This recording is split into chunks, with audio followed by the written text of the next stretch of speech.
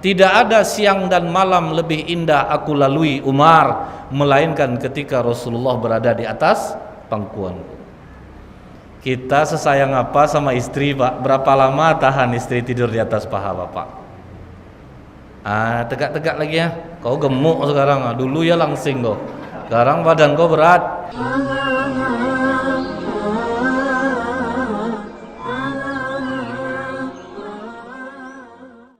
Bersyukur kita kepada Allah dengan mengucapkan alhamdulillahirabbil alamin.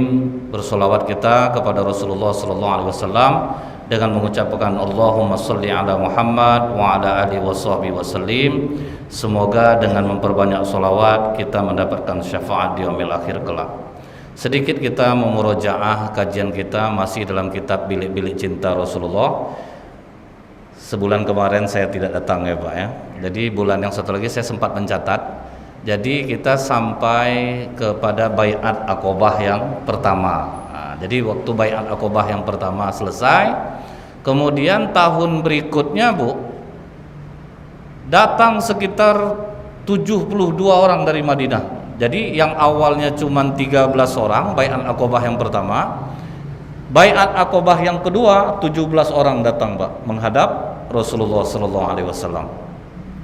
Mereka mengadakan perjanjian lagi Pak. Apa perjanjian mereka kepada Rasulullah? Yang pertama, bahwa mereka akan setia dan membela, melindungi Nabi sebagaimana mereka melindungi anak dan istrinya.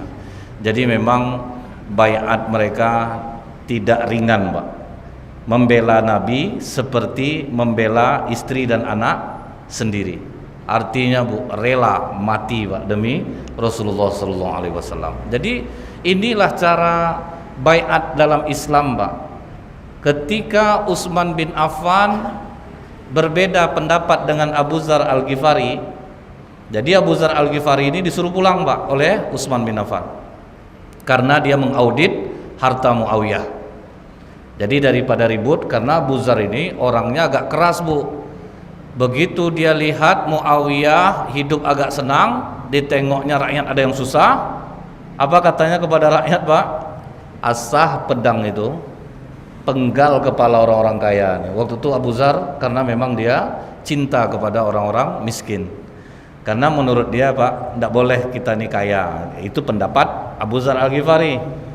Maka dia ditarik oleh Utsman bin Affan ke Madinah. Begitu sampai di Madinah, apa kata Utsman? Sudahlah Abu Dzar, tinggallah bersamaku di Madinah ini, bantu aku di Madinah ini. Jadi dia beda pendapat dengan Utsman Pak. Tidak, aku mundur dari jabatanku karena jabatannya mengaudit harta pejabat Pak. Mundur dia dari kekhalifahan Utsman bin Affan, sendiri dia tinggal Pak. Datanglah orang membujuk Abu Dzar ini. Abu Dzar, kau ini kan dalam keadaan benar. Bagaimana kalau kita kudeta saja Utsman? Apa jawaban Abu Dzar Pak? Apabila Khalifah Utsman menyuruhku menggantung diriku saat ini, akan kugantung diriku. Jadi walaupun berbeda pendapat, tapi nggak bisa dibujuk-bujuk Pak, dihasut-hasut nggak termakan dia. Sempat ini terjadi di masa kita Pak. Pokoknya aman tuh Ustaz. Kami belakang Ustaz. Di belakang memang Pak, tidak ada yang di depan.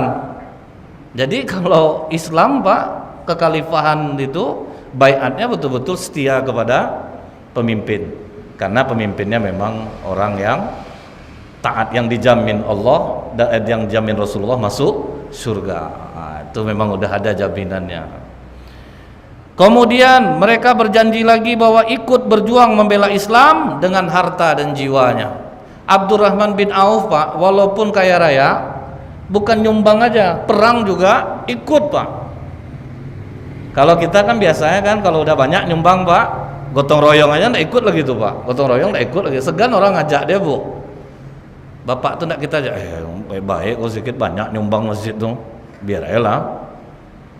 Itu memang bawaan kita Pak, bawaan kita memang seperti itu, pasti segan kita Bu. Abdurrahman bin Auf menyumbang cukup banyak, ikut langsung perang Pak. Itu maksudnya dengan harta dan jiwanya. Jadi ini perjanjian Pak kepada pemimpin, dengan harta jiwa.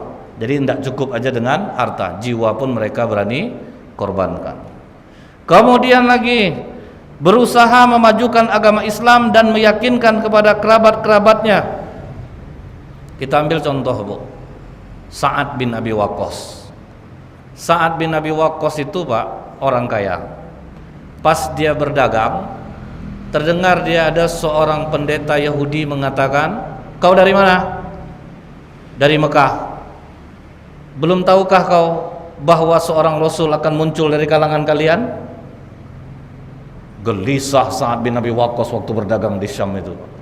Dia pulang ke Madinah, ditanyanya kepada orang-orang di Madinah, "Ada enggak berita seorang yang mengaku Nabi selama aku pergi berdagang?"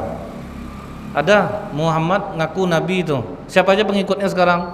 "Abu Bakar Siddiq." "Oh, aku tahu betul sama Abu Bakar tuh, karena sama-sama pedagang nih, Pak. Hati Abu Bakar itu hati orang baik." Maka pergi dia ke rumah Abu Bakar Siddiq. "Abu Bakar, betul Muhammad mengatakan diri dia seorang Nabi?" "Iya Sa'ad, kalau begitu aku juga ikut." Begitu Sa'ad bin Abi Waqqas masuk Islam, siapa yang menentangnya, Bu? Ibu kandungnya sendiri. Ibu kandungnya yang menentangnya. Sampai apa kata ibunya? "Sa'ad, kalau tidak mau engkau meninggalkan agama Muhammad, ibu tidak akan makan-makan sampai ibu mati." Apa kata Sa'ad? "Ibu, walaupun ibu punya 100 nyawa, kemudian nyawa ibu hilang satu-satu, agama ini tidak akan aku tinggalkan." Itulah, Bu, kokohnya iman para sahabat. Sampai akhirnya ibunya luluh sendiri, Pak. "Yaudahlah, ikutlah." Walaupun ibunya tidak mau ikut Sa'ad bin Abi Waqqas. Tapi begitulah, Pak, diyakinkan karib kerabat kita. Rasulullah, Bu, yang dahuluan diyakinkannya siapa, Pak? Karib kerabatnya. Jadi kita ini pun kalau bisa berdakwah, yakinkan juga karib kerabat kita. Cuman ingat, Pak, berdakwah ini kadang memang butuh modal. Butuh modal maksudnya itu apa, Pak? Sempat satu orang kita, Pak, orang ini, apa kata Rasulullah, kadang ada manusia ini, Bu, diajak kepada kebenaran ini, ditarik lewat perutnya, Pak. Orang kadang tidak butuh ceramah, Pak, orang sedang butuh duit, kita bantai ceramah. Misalnya, Bu, orang minta tolong, "Bang, ada uang abang enggak 50.000, Bang? Aku itulah bangkrut pula usahaku dan masuk hari kedua aku enggak makannya. Aku kasih tahu sama kau lah, bilang sama istri kau tuh, pandai-pandai kalau ada uang." Ini ceramah udah panjang nih, Pak. Jadi ada uang, Pak. Kalau sekarang yang enggak ada uang, bertinju mau tuh, Pak. Ceramahnya udah didengar panjang lebar, rupanya enggak ada solusinya. Jadi kadang, Bu, kita berdakwah nih pakai ini perlu loh, Pak. Memang ada, Bu. Contohnya, Bu, Ahad subuh berjamaah, kenapa bisa ramai, Pak? Karena nasi goreng, Pak, kopi, teh. Bukan tidak mampu jamaah membeli kopi, teh, nasi goreng itu, Pak. Itulah yang membuat orang tertarik itu, Pak. Saya ingat, Bu, ada anggota dewan reses. Diundangnya masyarakat, seramai-ramainya datang, hari hujan lebat, Pak.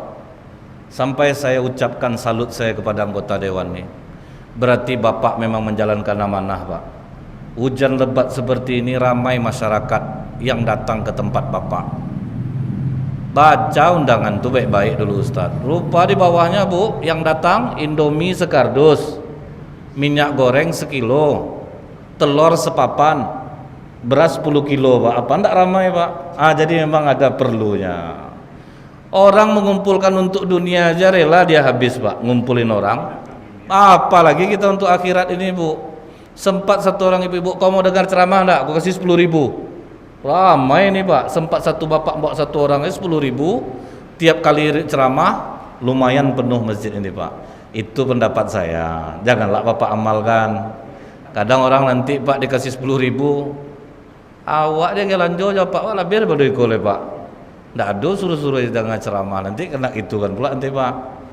Jadi itu, Bu, kadang butuh menarik orang lewat perutnya. Jadi meyakinkan karib kerabat tuh, Bu, kadang harus pakai uang. Jadi money politik lah kita ceramah. Orang aja untuk dunia rela ngasih, Pak, masa kita untuk akhirat enggak mau pula kita seperti itu. Dengan niat ikhlas karena Allah, untuk di jalan Allah. Dulu ingat saya, Pak, di Jalan Toda, tanyalah sama tukang ojek, berapa penghasilan Bapak satu hari Pak? Kadang ya 35, kadang 50. Sudah dapat saya datanya, saya cari orang kaya Pak. Bagaimana kalau kita adakan pelatihan untuk tukang ojek di Jalan Toda ini? Kita kasih 100.000 satu hari, selama 3 hari sekitar 20 orang. Yang ngajar sekitar 5 orang. Ada satu orang Pak mau nanggung, oke lah saya semuanya, jadi totalnya itu 6.500.000. Pergi ke pangkalan ojek tuh, Pak, Bapak ada mau ikut pelatihan enggak Pak? Cara wudhu, cara sholat. Kami kasih 100.000 sehari. Weh Pak, mencari 20 orang tuh Pak, enggak sampai 5 menit Pak. Lama ya Pak. Ayolah mau tanda tangan. Ramai Bu, macam ikan salai mata semuanya Bu, mendengar ceramah tuh Pak. Orang bukan tidak mau dengar ceramah tuh, kadang otaknya kalut Pak, dia sedang tidak ada. Jadi kadang memang ada bukan kita jengkali orang dengan uang Pak. Jadi bukan jengkali orang dengan uang. Dikasih dia di atas harapan dia, mau orang ikut agama nih Pak. Kadang ada pakai uang, tapi tidak selamanya. Nah, pakai harta dan jiwa. Kemudian mulailah mereka menunggu Rasulullah di Madinah. Jadi yang udah janji tadi, pokoknya Rasulullah pergi kau ke Madinah, kami menjamin. Rasulullah pun berbicara kepada Abu Bakar Siddiq. Abu Bakar, siapkan kendaraan, tapi tidak disebutkan kapan berangkatnya. Nah, jadi inilah yang dipakai oleh Muammar Gaddafi Pak. Sistem tidak ada istilah protokoler. Muammar Gaddafi itu Pak, sampai mobil yang akan dipakainya jalan aja tidak ada satupun tentara yang tahu Pak. Suka-suka dia, jalur suka-suka dia. Jadi ada memang yang dirahasiakan. Sedangkan yang udah dirahasiakan aja kena juga Pak kan, apalagi yang tidak. Jadi pokoknya mendadak Pak, malam Rasulullah keluar rumah dalam keadaan dikepung, semuanya tertidur. Rasulullah keluar rumah langsung ke rumah Abu Bakar Siddiq. Kita berangkat malam ini. Langsung sami'na wa ata'na. Langsung berangkat Pak. Kalau kita tidak bisa pagi ya, besok itu malam betul ya Rasulullah. Tidak ada kata-kata itu Pak. Pokoknya berangkat, langsung berangkat. Jalan, kemudian cari jalan yang menyimpang. Misalnya kalau ke Madinah ke sana arahnya malah dicari ke kemari, supaya tidak terlacak Pak. Nah, disitulah Bu, kita lihat kecintaan sahabat kepada Rasulullah SAW. Begitu mau masuk gua, apa kata Abu Bakar kepada Rasulullah? Ya Rasulullah, biar aku yang masuk ke dalam. Tunggulah di luar. Bila ada sesuatu yang membahayakan di dalam gua ini, ya Rasulullah, biar aku yang kena, asal jangan dirimu. Wah, tuh Bu. Masuk Abu Bakar ke dalam. Rupanya dilihat di dalam gua penuh lubang ular Pak. Ular derit itu Bu, kalau menggigit ukurannya 21 menit beku darah Pak. Mati dibuatnya Pak. 21 menit mati. Ditengok oleh Abu Bakar banyak lubang ular, dibukanya gamisnya, dirobek Bu, ditutup seluruh lubang ular itu. Setelah lubang ular ditutup, baju habis, tinggal celana aja lagi. Ternyata di bawah lantai gua sur ada 2 lubang ular lagi Pak, yang ular masih ada di dalamnya. Itu ditutup oleh Abu Bakar pakai kaki. Bayangkan Pak, mengerikan ya. Kalau kita tuh dia nyesal lah, aku pergi dari kau tahu macam ini ya, nggak mau ikut. Tapi itulah Pak, ditutup oleh Abu Bakar Siddiq lubang ular itu pakai kaki. Duduk yang tidak menyenangkan tuh Pak, duduk sambil menutup lubang ular. Kemudian baru kata Abu Bakar Siddiq, ya Rasulullah, masuklah engkau ke dalam. Sudah aman ya Rasulullah. Masuklah Rasulullah ke dalam. Aku melihat betapa letihnya wajah Rasulullah, kata Abu Bakar Siddiq. Maka aku katakan kepada Rasulullah, ya Rasulullah, tidurlah di atas pangkuanku. Udahlah duduk dalam keadaan tidak enak, Rasulullah pula tidur di atas pangkuannya, Bu. Itulah cinta sahabat.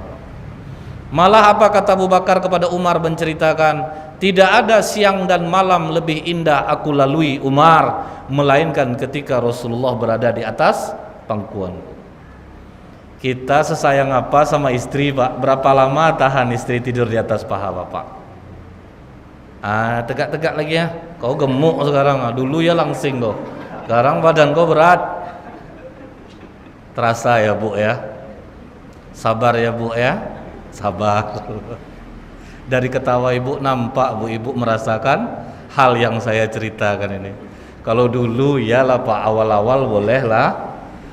Macam orang film-film India itu, Bu, menyandar tiap hari, tidak keluar-keluar dari rumah. Sudah 2-3 tahun, dah beranak 1, beranak 2, cobalah Ibu menyandar kok tidak kena seperti yang saya sebut tadi. Ini Pak ditahan, Pak. Rasulullah tidur di atas pangkuannya. Tengah malam, rupanya ular yang di dalam itu, Pak, melihat kaki Abu Bakar bergerak, langsung dipatoknya, Bu. Apa kata Abu Bakar Siddiq? Sekujur tubuhku mampu menahan gigitan itu. Ditahan, Pak. Sempat kita yang kena gigit, Pak. Siapa yang ada di atas pangkuan itu terlempar semua itu, Pak. Nanti menyesalnya dulu, memang menyesal sudah tuh, Pak ya. Misal cucu di atas, Pak, terlempar cucu tuh, bekak kepalanya, sudah tuh kita sedih. Tapi yang penting terlempar dulu. Tapi Abu Bakar Siddiq, Bu, ditahannya, Bu. Ditahannya gigitan itu. Karena apa? Takut Rasulullah terbangun. Cuman ingat nih, Pak, Bu, kalau kita sedang sholat ada digigit binatang, Pak, bergerak dari lebih 3 kali pun sholat tidak batal. Bunuh binatangnya dulu, Pak. Janganlah ditahan, Bu. Ini mentang-mentang dalam keadaan sholat, Pak, digigit. Salah besar tuh, Bu. Apa hadisnya? Ali datang ke rumah Rasulullah, bertemu dengan Ummul Mukminin Aisyah. Kemudian Ali bertanya, mana Rasulullah wahai Ummul Mukminin? Sedang sholat. Maka Ali sholat di belakang Rasulullah. Rupanya sedang sholat, jatuh kalajengking dari atas, Pak. Kalajengking yang transparan itu, Pak, kalajengking padang pasir. Apa yang dilakukan Rasulullah, Bu? Sedang dalam keadaan sholat tuh, menoleh dia kepada Ali, cuman tidak ngomong, Pak. Diberinya isyarat, nyuruh aja Ali maju. Begitu Ali maju, diinjak-injak oleh Ali kalajengking itu sampai mati. Kemudian mundur lagi ke belakang, sholat tetap diteruskan. Yang tidak boleh kita ngomong, Bu, mati kau. Nah itu baru batal. Ya kan, takutnya latah, Pak. Kalau latah ngeri nih, Pak. Orang latah, Bu, itu sulit tuh, Pak. Saya pernah tidak sengaja nih, Bu ya. Dia orang latah, Pak, sholat sunat. Saya masuk bukan nanya ke dia, saya nanya sama yang orang sedang tidak sholat. Udah azan orang, dia yang jawab sedang sholat tuh, Pak. Udah tat, katanya. Itu terkenang dia balik. Itu bahaya aja orang latah, Bu. Jadi kalau kita sedang sholat, digigit binatang, bunuh binatangnya dulu. Jangan ditahan. Nah, Abu Bakar, Pak, saking cintanya kepada Rasul, ditahan sakitnya. Tapi kata Abu Bakar, mataku tidak tahan. Tubuh tahan kena gigitan, mata tidak tahan. Netes air mata. Nah, ingat, Bu, air mata ini ada 2, Pak. Satu, air mata yang keluar kalau orang sedang bahagia, ibu naik rumah, ibu anak sarjana, penghasilan bertambah, kan nangis orang kadang tuh, Pak. Itu nangis bahagia. Kalau nangis bahagia, air mata yang keluar dingin. Kalau orang sedang marah, sakit hati, sedih, air mata yang keluar panas. Nah, air mata Abu Bakar yang keluar ini air mata sakit, Pak, panas. Netes ke pipi Nabi di padang pasir kalau malam sangat dingin. Terbangun Rasulullah, bertanya kepada Abu Bakar, kenapa kau menangis? Abu Bakar, kakiku digigit ular ya Rasulullah. Bagian mana yang terkena? Ini ya Rasulullah. Diludahi oleh Rasulullah, Pak, yang kena gigit itu sembuh, hilang. Itu lidah Rasulullah, ludah Rasulullah. Janganlah Bapak coba macam ini, Pak, infeksi nanti, Pak. Kan ada orang suka ngasih air liurnya, Pak. Kalau anaknya kena gigit apa? Bengkak 5 hari kemudian, Bu. Ludah kita ini lain, Pak. Ludah Rasulullah beda. Itu kesetiaan Abu Bakar Siddiq. Jadi bukan kita bersolawat-solawat aja, Bu, menunjukkan kecintaan itu. Betul-betul ada kerinduan untuk Rasulullah. Karena untuk agama ini, Bu, penuh dengan air mata perjuangan Rasul. Dari awal kita membahas tentang bilik-bilik cinta Rasulullah, bagaimana sedihnya, bagaimana Ummul Mukminin Khadijah dari kaya sampai jatuh miskin demi Islam ini. Setelah itu, Bu, berjalanlah besok paginya. Nah, ini berjalan nih, Pak, menuju Madinah. Jadi di tengah padang pasir itu ada orang jualan. Orang jualan ini namanya Ummu Ma'bad, Bu. Dia punya kambing, kambingnya itu sudah tidak lagi mengeluarkan susu. Apa kata Rasulullah? Bu, ini kambing siapa? Kambing saya, Nak. Boleh saya perah susunya? Apa pengakuan Ummu Ma'bad? Hampir saja aku marah kepada Rasulullah. Waktu itu belum kenal lagi, Bu. Sama cerita Imam Ahmad bin Hambal tidur dalam masjid habis sholat Isya, kena usir sama petugas masjid, Bu. Pak, keluar, Pak, tidak boleh tidur dalam masjid. Apa kata Imam Ahmad bin Hambal? Saya musafir, boleh saya numpang? Nah, tidak bisa, Pak, keluar, Pak. Imam Ahmad keluar dia, Pak, tidur dia di teras. Sampai di teras diusir lagi oleh petugas masjid itu. Keluar, Pak, tidak boleh tidur di sini pun tidak boleh. Itulah kerendahan hati para ulama, Bu. Tidak ada dia sombong, Pak. Kau sempat tahu aku nih, berhenti kau di masjid ini, percayalah kau. Tapi itulah, tidak mau dia ngomong siapa dirinya. Jadi memang perlu, Bu, merendahkan hati, bukan merendah diri, Pak, merendahkan hati kita, membuang ego. Rasulullah aja, Bu, sampai digitukan, hampir saja aku marah kepada dia. Tapi ketika aku melihat wajahnya, melihat wajah Rasulullah tuh, Bu, segan orang jadinya, Pak. Dia wajah kita ini kan macam-macam nih, Pak. Ada wajah kita ini wajah sedih. Asal nengok mukanya, Bu, pengen ngajak makan aja kita, Pak. Nengok muka orang tuh, Pak. Dia ada wajah orang nih, Bu, sedih aja nengok dia, Bu. Pokok kalau udah jumpa sama dia rasa ingin ngasih duit aja kita, Pak. Tuh ada wajah orang ini wajah marah. Kan macam-macam, Pak, wajah kita nih, Pak. Nah, wajah Rasulullah itu komplit, Bu. Jadi orang kalau melihat dia itu, Pak, timbul rasa segan. Entah mengapa, kata Ummu Ma'bad, aku tunjukkan saja kepadanya, kambingku ini sudah tidak lagi mengeluarkan susu. Bolehkah aku memerahnya? Kata Rasulullah. Oh ya udah, silahkan. Diperah oleh Rasulullah susu kambing itu, Pak. Muncrat air susunya keluar. Disitulah Ummu Ma'bad tertegun. Itu mukjizat Rasulullah yang jarang disampaikan oleh orang. Diperahnya susu kambing yang tidak bersusu lagi, Pak, keluar airnya. Dan apa kata para sahabat, Bu? Kambing itu panjang umurnya, Pak, sampai masa Umar bin Khattab jadi khalifah, kambing itu tetap hidup. Dan kapan saja diperah susunya keluar.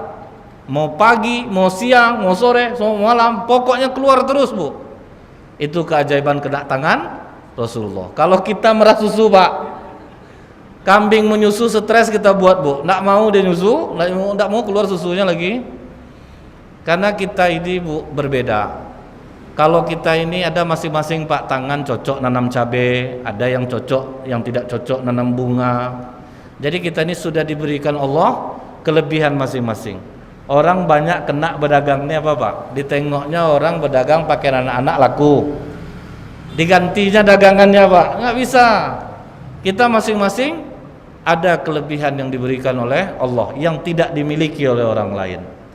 Semua kita nih, Pak, ada kelebihan yang tidak bisa dilakukan oleh orang lain, Bu. Nah, setelah Rasulullah dari tempat Ummu Ma'bad ini pergi, datanglah suami Ummu Ma'bad ini bertanya, siapa yang minum susu nih? Diceritakanlah oleh Ummu Ma'bad. Nah, makanya, Bu, hadis-hadis tentang ciri-ciri Rasulullah itu Ummu Ma'bad inilah yang paling komplit menerangkan ciri-ciri Rasulullah SAW. Apa kata Ummu Ma'bad, Pak? dia sungguh elok, wajahnya berseri-seri. Itu ciri wajah Rasulullah, berseri-seri Pak. Tapi ingat Pak, kalau memang Bapak selama ini agak pendiam, jangan buat macam wajah Rasulullah, ketakutan nanti istri Bapak. Percayalah Pak, kita ini masing-masing udah Bu, cuman ciri wajah Rasulullah itu berseri-seri. Ini Pak, begitu pulang dari sini Bapak ini pendiam bertahun-tahun Bu, gini aja wajahnya Pak, dia baik. Tahu-tahu pulang ke rumah, assalamualaikum sayang, tuh kaget, ya Allah Bang, macam biasa ya Bang, takut aku Bang nengok Bang. Tentu gitu Pak. Contohnya Pak ya, Rasulullah wajahnya berseri-seri, Umar bin Khattab tegas. Kan beda tuh Pak. Kita butuh orang tegas. Jadi kalau Bapak yang memang udah tegas orangnya, jangan rubah, tetap seperti itu. Kalau sempat kita ini lembut semua Pak, ramai anak-anak main di masjid nih Pak. Orang yang melarang lembut dengan kelembutannya, nak main luar sayang ya, Bapak sedang sholat, nanti terganggu, main keluar. Kan kadang-kadang anak ini mengkek jadinya Bu, malah berlari-lari dia. Itu butuh kita yang tegas Pak. Keluar deh, ada otak kan, lari soalnya. Butuh kita Pak. Jadi memang harus ada yang seperti itu, harus ada yang tegas, ada yang lembut. Nah cuman kalau ciri wajah Rasulullah tuh wajahnya elok, berseri-seri. Kemudian kata Ummu Ma'bad lagi, bagus perawakannya, tidak gemuk, tidak kecil kepalanya. Jadi memang proporsional Pak, gemuk tidak, kepalanya pas, jadi cocok, seimbang. Kemudian suaranya agak serak-serak, lehernya jenjang, jenggotnya lebat, matanya jeli bagaikan bercelak. Jadi Rasulullah itu Bu, matanya bagaikan bercelak, tapi Rasulullah tidak memakai celak. Cuman Rasulullah menganjurkan kita, disunnahkan untuk memakai celak, karena celak itu Pak untuk menajamkan pandangan, dipakainya di waktu malam. Dan memakai celak itu sesuai dengan besi yang kecilnya itu Pak, di antara katupan mata atas dan mata bawah. Ini kadang Pak salah ngamalkannya Pak, taruh sini Bu, hitam, sini hitam. Jumpa pas beruduk subuh Pak, kan hitamnya luntur kemari Pak, takut orang dibuatnya Pak. Salah dia mengartikan, maksudnya bercelak itu bukan ditaruh di mata, di antara itu. Kalau ibu-ibu paling pandailah kalau itu tuh Bu ya, karena saya pun tidak berani juga makai itu Bu, tidak pandai juga, takut kena mata Pak, karena kita tidak terlatih untuk itu. Kemudian alisnya panjang melengkung dengan kedua ujung yang bertemu. Wah, memang tebal Pak alisnya ini. Rambut hitam legam, bila diam dia tampak berwibawa, bila berbicara dia tampak ramah. Jadi komplit Bu. Setelah diterangkan oleh Ummu Ma'bad, ini panjang kelanjutan hadis ini Pak. Setelah disampaikan ini kepada suaminya, apa kata suaminya? Itulah orang yang sedang dicari oleh orang Quraisy. Dua-duanya suami istri akhirnya masuk Islam. Jadi memang Pak, dari kepandaian orang berbicara meyakinkan orang itu bisa melunakkan hati orang, karena detail. Ummu Ma'bad ini Bu menerangkan ciri Rasulullah itu detail, itu yang membuat suaminya tertarik. Kemudian lagi Pak, 5 kilo menjerang sampai ke Madinah, sampailah Rasulullah di daerah Kuba. Sampai di daerah Kuba itu ada sahabat yang bernama Ammar bin Yasir. Apa kata Ammar ini? Ya Rasulullah, bagaimana kalau kita dirikan masjid di sini? Nah itulah masjid yang pertama didirikan, Masjid Kuba. Kenapa Rasulullah menerima saran Ammar bin Yasir ini? Nah Ammar bin Yasir ini Pak, dia suka bersolawat Bu, suka dia memuji Rasulullah SAW. Saking seringnya dia memuji Rasulullah sampai sahabat yang lain ada mengatakan, tidak usah kau memuji-muji lagi, tidak usah kau menjilat-jilat. Apa kata Rasulullah? Tutup mulut kalian, Ammar bin Yasir adalah biji mataku. Jadi kalau ada orang Bu melarang bersolawat-solawat, ini salah besar Pak, karena yang suka memuji Rasulullah termasuk Ammar bin Yasir. Nah Rasulullah membelanya, kata Rasulullah dia adalah biji mataku. Kenapa dikatakan Ammar bin Yasir ini biji mata Rasulullah? Dia ini Bu, dia bapaknya Yasir, ibunya Sumayyah binti Kabab itu pernah disiksa oleh Abu Jahal. Diikat, ditarik pakai kuda supaya meninggalkan agama Islam. Tiga-tiganya tahan disiksa Pak. Sampai akhirnya Abu Jahal tidak sabar lagi. Diambilnya tombak, ditusuknya lah kemaluan ibunda Ammar bin Yasir ini, sampai tembus ke tengkuknya Bu. Tapi tidak bergeming dia untuk meninggalkan agama Islam. Sampai apa kata Rasulullah, yang pertama kali mati syahid dalam Islam bukan laki-laki tapi adalah perempuan, yaitu Sumayyah binti Kabab, ibunda dari Ammar. Yasir dibunuh, tinggal anaknya Ammar. Udah robek-robek badannya Pak, direndam ke air laut sampai Ammar bin Yasir tidak sadarkan diri. Begitulah siksaan yang diperoleh oleh keluarga Yasir. Makanya Rasulullah ketika Ammar mengatakan bagaimana kalau kita dirikan masjid, Rasulullah langsung nerima Pak. Maka dibangunlah Masjid Quba. Tapi tidak seperti sekarang. Kalau sekarang itu Pak, dari tahun 1986 itu direhab sampai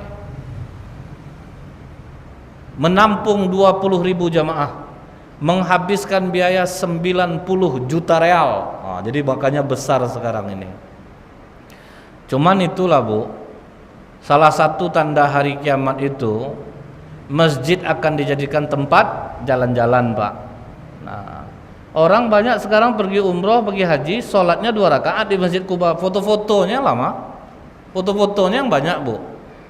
Jadi memang betul kata Rasulullah itu Pak, masjid dijadikan tempat jalan-jalan itu betul.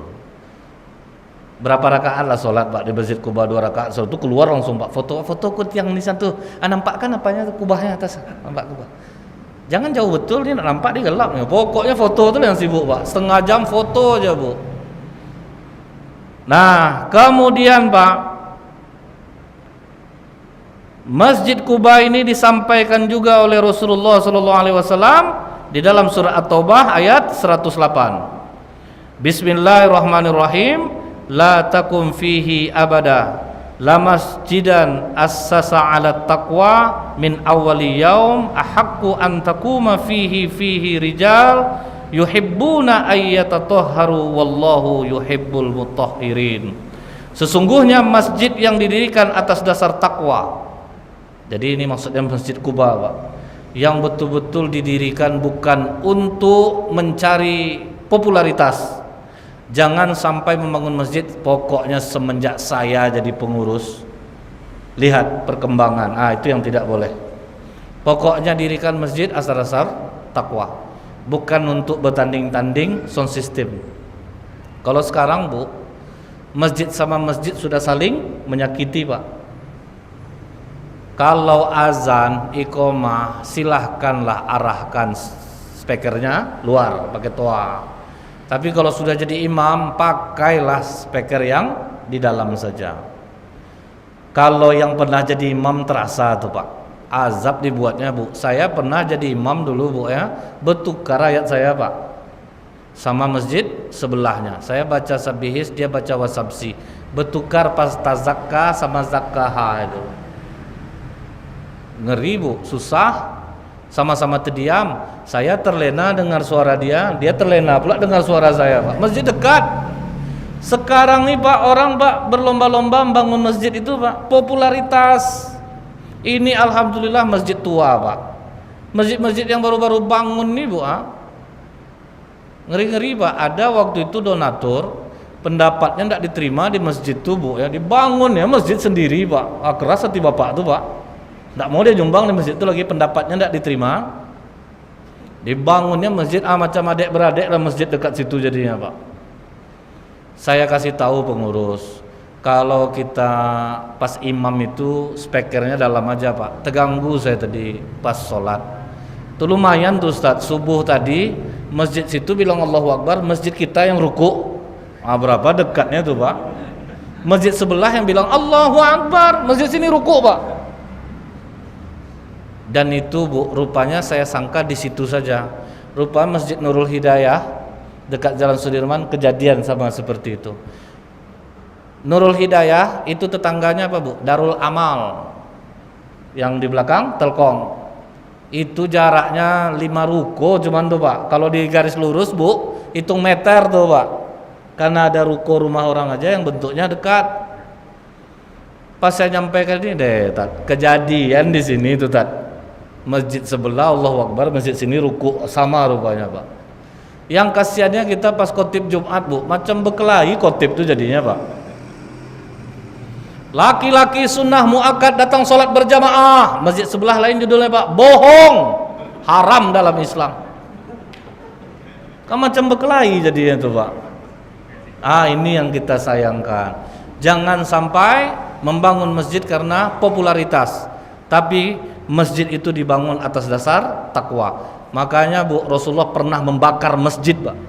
Namanya apa? Masjid Dirar, masjid bahaya. Kenapa dikatakan masjid bahaya Pak?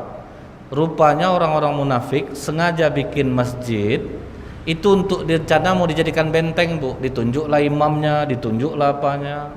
Hampir Rasulullah ikut meresmikan masjid itu Pak, kalau tidak Allah yang menegur. Akhirnya diutus sahabat bakar masjid itu. Jadi pernah Rasulullah membakar masjid Bu, kalau dijadikan untuk tempat adu domba. Itu rencananya untuk dijadikan tempat benteng bagi orang Quraisy, kerjasama dengan orang munafik. Itu ngerinya Bu. Kemudian dilanjutkan dalam ayat ini, di dalam masjid itu ada orang-orang yang ingin membersihkan diri, dan sesungguhnya Allah menyukai orang-orang yang bersih. Kalau masjid dibangun atas dasar takwa, orang yang datang ke dalamnya Pak sejuk pula rasanya, ingin membersihkan dirinya, enak rasanya Bu, damai di dalam masjid itu. Nah, apa dalam hadis Bukhari Muslim disebutkan, ketika pembangunan masjid selesai, Rasulullah SAW mengimami sholat selama 20 hari semasa hidupnya. Lelaki yang dijuluki Al-Amin ini selalu pergi ke Masjid Quba setiap hari Sabtu, Senin dan Kamis. Jadi tetap diluangkan Rasulullah waktu Sabtu, Senin dan Kamis untuk menjadi imam di Masjid Quba. Nah, dalam hadis disebutkan oleh Rasulullah, barang siapa yang bersuci di rumahnya kemudian datang ke Masjid Quba dan sholat di sana, maka dia mendapatkan pahala umroh. Makanya orang banyak langsung sering mengunjungi Masjid Quba karena ingin mendapatkan pahala umroh kalau sholat di Masjid Quba. Jadi ini termasuk sunnah juga nih Bu, kalau bisa orang tempatan beruduknya dari rumah. Rupanya ada keutamaan itu Pak. Jadi kalau kita beruduk di rumah baru ke masjid, jadi bertambahlah pahalanya. Jadi maka dalam hadis ini disebut Rasulullah beruduk di rumah kemudian datang ke masjid. Sampai Rasulullah di Madinah Pak, ramai orang menyambut Bu. Apa kata orang di Madinah? Tola'al badru alaina. Itu dari dulu nggak berubah iramanya tuh Pak, nyambut Rasulullah. Jadi tidak semua nyanyian, nada, musik itu haram. Jadi seperti kata Ustaz Abdul Somad Bu, nyanyi itu seperti orang ngomong, kalau baik, baiklah dia, kalau tidak, salahlah dia. Jadi ada Bu, nyanyian ini yang makruh. Bila ibu mendengar lagu, ingat ibu mantan ibu waktu tahun 60 dulu. Itu yang tidak boleh. Engkau laksana deh, ingat aku Bang John nih. Niton itu yang salah Pak. Itu bahaya Bu, dengar lagu seperti itu. Jadi tidak semua musik itu patah tebu haram. Jadi tidak semuanya. Cuman kalau dilihat sekarang Bu, musik-musik yang sering didengar orang ini memang tidak ada yang baik lagi Pak. Nasyid sudah tidak seberapa lagi.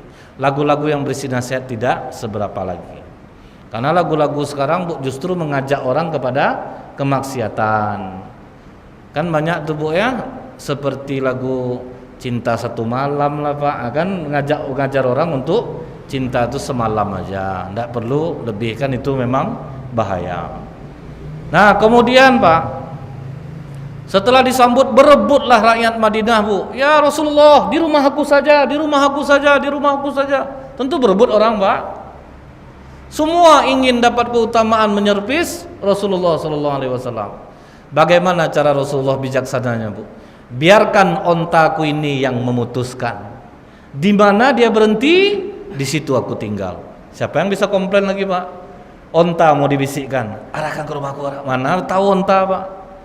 Makanya kata Imam Al-Ghazali Bu, kalau beribadah itu perlu juga kita meniru seperti onta. Maksudnya apa Bu?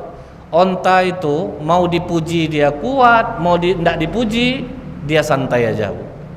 Seharusnya begitulah kita ini dalam beramal Pak. Mau dipuji orang, tidak dipuji orang sama aja. Siapa yang mau menyuruh onta itu Pak, onta tidak juga dia ngerti. Terus onta itu berjalan Bu, akhirnya berhenti di rumah siapa? Abu Ayyub Al-Ansori. Bukan orang kaya Pak, orang miskin. Senangnya hati Abu Ayyub Al-Ansori Pak, dia mendapat kehormatan Rasulullah di rumah dia. Apa kata Rasulullah? Jangan kalian sampai panik, buat seperti biasa. Itu pesan Rasulullah. Jangan sampai ada yang harus kalian buru-buru untuk menyiapkannya, jangan, biasa saja. Ya Rasulullah, tapi kami tidur di atas ya Rasulullah. Tidak mungkin kami bisa tidur kalau engkau berada di bawah. Engkaulah yang di atas Rasulullah. Biar kami, oh tidak, biar aku di bawah kata Rasulullah. Itu Pak. Jadi tidak pula boleh terlalu membuat orang risau kalau kita singgah di rumah dia. Akhirnya Abu Ayyub tidak bisa tidur malam tuh Pak. Diukurnya dari atas sama istrinya. Kalau kita di tengah berarti kita setentang sama Rasulullah. Kita mojok, akhirnya di sudut lah nyempal berdua Pak, suami istri, karena takut sejajar dengan Rasulullah SAW. Begitulah penghormatan mereka kepada Rasulullah. Nah kemudian Pak, Abu Ayyub Al-Ansori istrinya selalu ngantar makanan. Sahabat pun banyak juga yang ngantar makanan, sahabat Ansor, termasuklah anak kecil yang bernama Zaid bin Sabit. Dia ngantar terus makanan sampai Rasulullah pernah tidak memakan masakan dari istri Abu Ayyub Al-Ansori. Agak terkecil hati Abu Ayyub. Teman Bu, ini yang harus kita contoh. Kalau ada rasa tidak enak, tanya langsung Pak. Jadi tidak ada selesai di belakang Bu. Kalau kita ini kelemahannya Bu, ada tidak setuju Pak, tapi di belakang ketua masjid mengumumkan, kita Bu tahun ini target kita akan memasang AC. Setuju? Setuju. Sudah rapat, aku tuh lah malas nengok ketua nih ya enggak. Mandai-mandai aja dia sendiri. Padahal tadi setuju katanya Pak. Rupa di belakang rapat dia balik Bu. Ini yang tidak boleh. Insya Allah akan kita lanjutkan kembali di pekan pertama bulan depan. Udah puasa belum kan Pak? Belum. Subhanakallahumma bihamdik asyhadu alla ilaha illa anta astaghfiruka wa atubu ilaik. Banyak maaf. Assalamualaikum warahmatullahi wabarakatuh.